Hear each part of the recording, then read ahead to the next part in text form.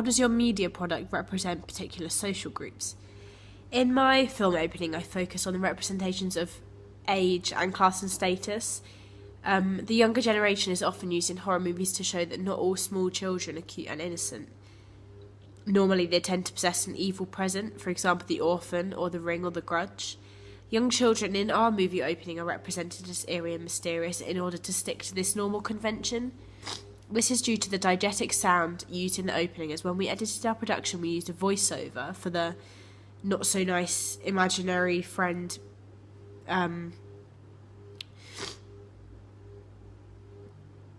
Ryan, but never showed that he's there, which leaves many open enigmas for the audience to ponder on, as our camera stays focused on Emily and doesn't turn around. Emily looks to the other side of the room. We also use close-up shots of Emily when she's alone in her room, which adds an element of mystery, which implies that not all is as it seems.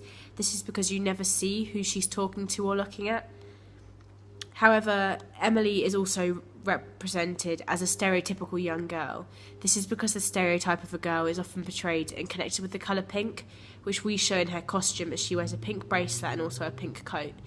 This stereotype is also suggested through our use of mise-en-scène.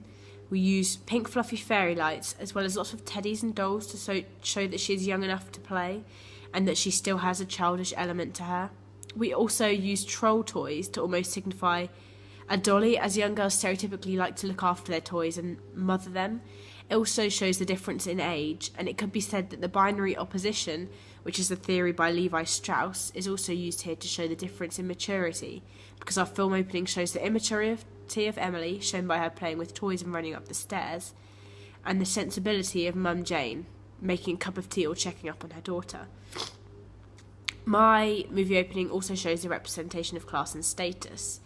For example, it shows they live in a 2-storey house, showing they belong to a middle class, as they have monthly income to pay their mortgage for a house larger than 1 storey.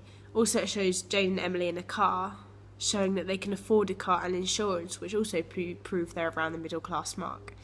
We wanted to show they were a middle class family, to show that horror-related things can happen to normal, everyday people.